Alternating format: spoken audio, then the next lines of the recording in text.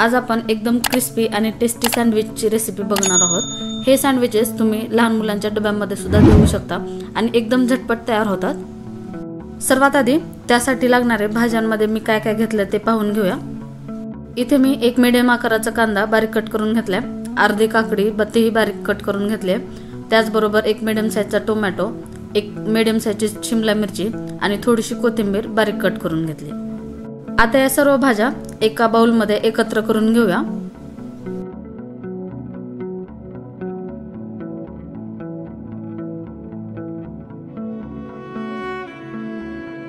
आता सर्वात आधी इथे मी 1 चमचा चिली फ्लेक्स घालते।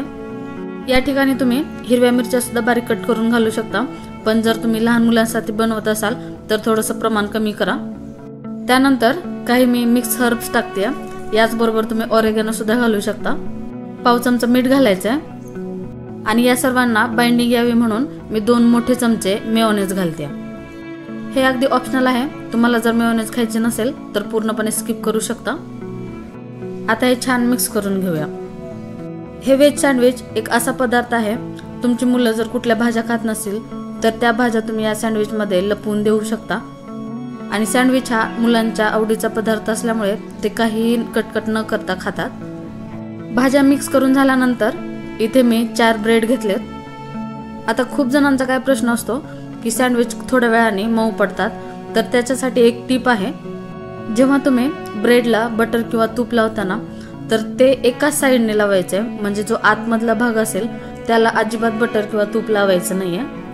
आता हे जे 2 ब्रेड आहेत त्याच्या आतमधल्या साइडला अजिबात तूप किंवा बटर लावायचं नाहीये, त्याच्या बाहेरच्या साइडला आपल्याला तूप लावून घ्यायचंय।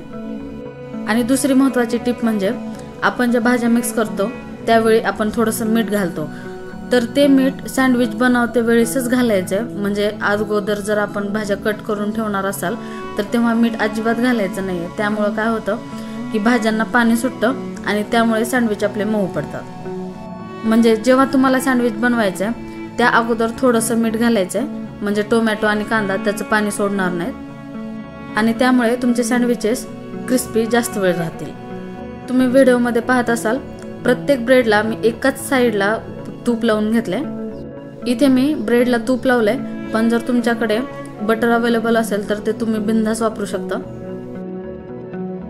आता दुसरीकडे एक पॅन गरम करायला ठेवायचा।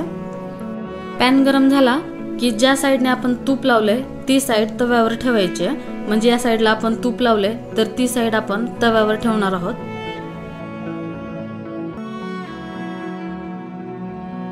आता हे ब्रेड आपण 50% भाजून घेणार आहोत। हे व्हेज सँडविच बनवायला अजिबात वेळ लागत नाही, त्याचबरोबर तुम्ही हे लहान मुलांना झटपट बनवून सुद्धा देऊ शकता। त्याचबरोबर हे हेल्दी सुद्धा असणार आहे आणि त्याचबरोबर हे सँडविचेस खायला खूप टेस्टी लागतात। तुम्ही पाहू शकता आता हे आपले ब्रेड 50% भाजले गेलेत। दुसरा ब्रेड सुद्धा तुम्ही बघू शकता 50% भाजला गेलाय।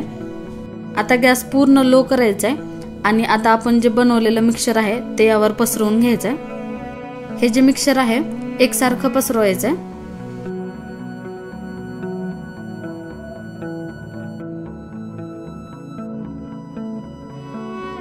एका ब्रेडवर मिक्सचर पसरवून घेतल्यानंतर दुसरा जो ब्रेड आहे त्यावर झापायचंय।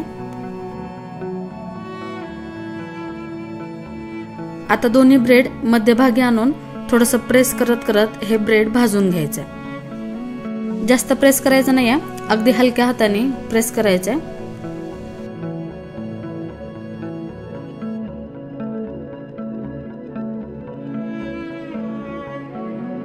तुम्ही पाहू शकता ब्रेड दोन्ही साइडने छान भाजले गेलेत।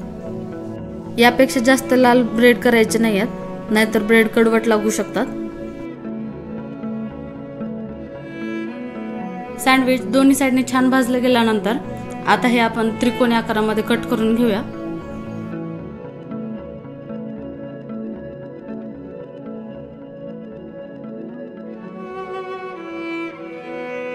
तुम्ही पाहू शकता हे सँडविच खूप क्रिस्पी बनलेत, त्याचबरोबर टेस्टी सुद्धा बनलेत। आता हे आपण एका प्लेट मध्ये काढून घेणार आहोत। एकदम क्रिस्पी आणि टेस्टी सँडविच बनवून तयार आहेत। असे सँडविच तुम्ही नक्की ट्राय करून बघा आणि पुन्हा भेटूया अशाच खमंग आणि टेस्टी रेसिपी बरोबर।